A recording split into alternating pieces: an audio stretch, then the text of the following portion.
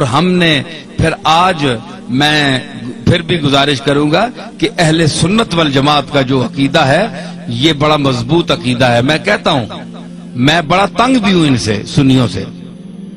میں کھلا آدمی ہوں، میں کوئی ڈرتا نہیں ہوں کسی سے.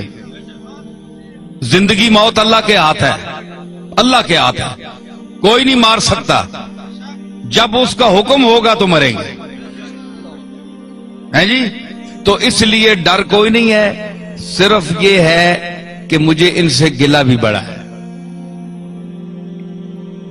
کہ یہ سمجھتے ہیں کہ ہمارے مسلک کی ترجمانی کی جائے تو ہماری ساری ان باتوں کو مان لیا جائے جن کا ہمارے پاس ثبوت نہیں ہے اور ہم نے اپنی طرف سے گھڑ کر اس کو دین میں شامل کر لیا ہے. ان کو بھی مانو تب سنی ہو، یہ میں نہیں مانتا. ٹھیک ہے، چاہے بریلوی حضرات تنگ ہوں، چاہے کوئی بھی تنگ ہو. کئی لوگ کہتے ہیں جناب تم اپنا مذہب بتاؤ کہ تم بریلوی ہو، دیوبندی ہو، شیعہ ہو، اہل قرآن ہو، تبلیغی ہو، کیا بلا ہو. بھائی کبھی بریلویوں کی تعریف کرتے ہو، کبھی ان کو دھر لیتے ہو. کبھی دیوبندیوں کی تعریف کرتے ہو، کبھی ان کو دھر لیتے ہو. کبھی شیعہ کی تعریف کرتے ہو، کبھی ان کو دھر لیتے ہو. تم یہ چکر کیا ہے؟ تم ہو کیا؟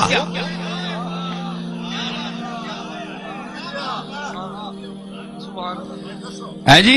آج میں آپ کو بتاتا ہوں میں کیا ہوں. دیکھیں صاحب، یہ ان کا سوال بجا ہے کہ یہ سارے لوگ ان کی تعریف کرتے ہیں اور کبھی جو بہت خوش ہوئے ہوتے ہیں وہ دیوبندی بھی کہتے ہیں یار یہ تو ہمارا آدمی ہے، یہ دیوبندی ہے. وہ دوسرا خطاب سنتے ہیں وہ کہتے ہیں تب تن کے رکھ چھوڑیا سسا.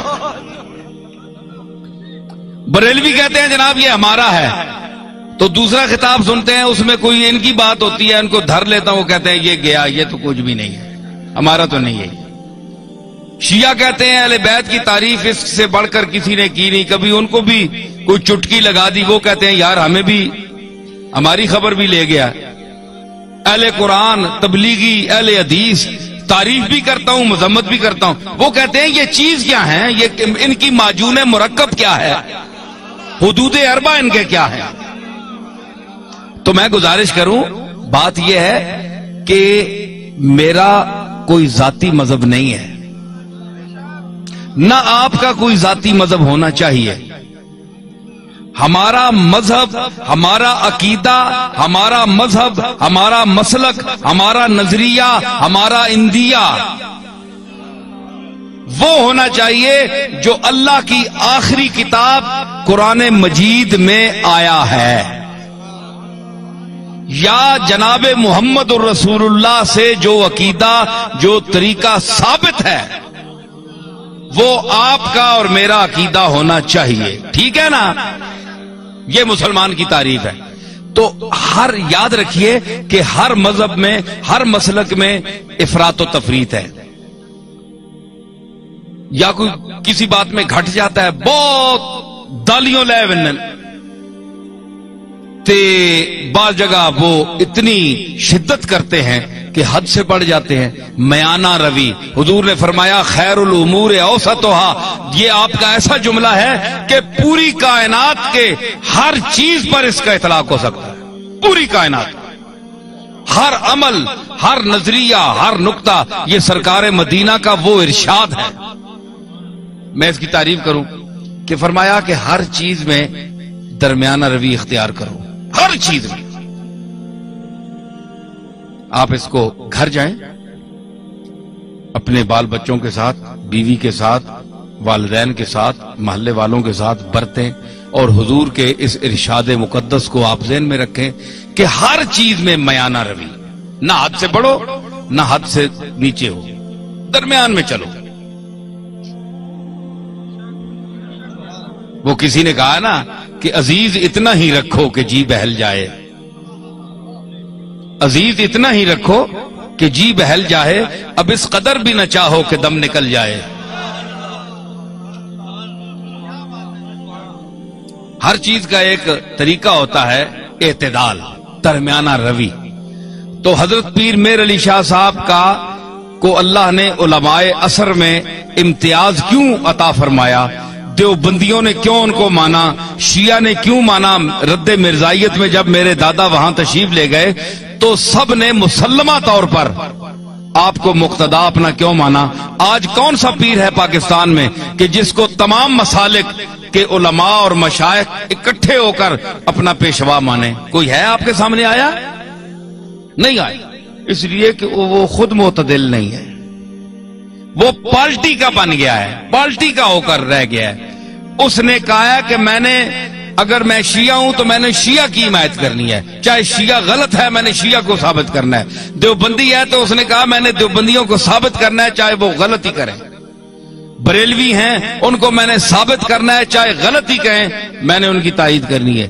پیر میر علی شاہ صاحب میں یہ خوبی تھی کہ اللہ نے ان کو علم وافر کے ساتھ عقل سلیم بھی عطا کی تھی، اور وہ میانہ روی اور اعتدال حضور کے اس ارشاد کو سامنے رکھتے ہوئے کہ خیر الامور اوسطھا، کہ ہر چیز میں میانہ روی اختیار کرو، حدوں نہ ودو تے حدوں لو بھی نہیں، تھلے بھی نہ ہو جو اے تکو نا اے ترکڑی تے تول لینا تولتے ہیں نا تے او جی وچ لوہا ہونا ہے اساں تکنا ہے دکاندار پئیے ایتھے بالکل جس لئے انجا آونجے نا سدھا اس ویلے تولا جو برابر ہونا، انصاف نہیں ترازو ہے جی۔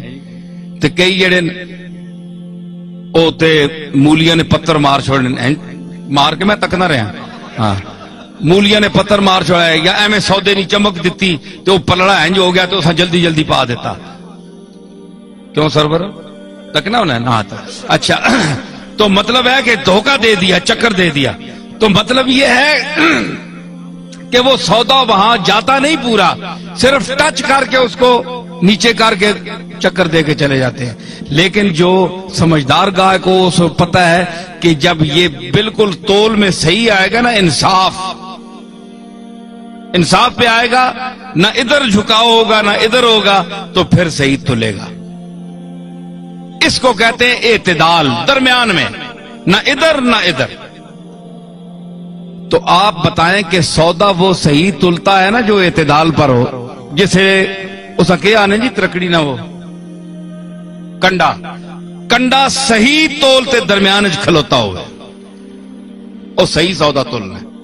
پیر میر علی شاہ صاحب کے میزان علم پر وہ کنڈا جو صحیح ہے اس پر ہر وہ سودا تلتا ہے، اور جو غلط ہو زائد ہو وہ ادھر ادھر ڈول بننا ہے، ختم ہو بننا ہے۔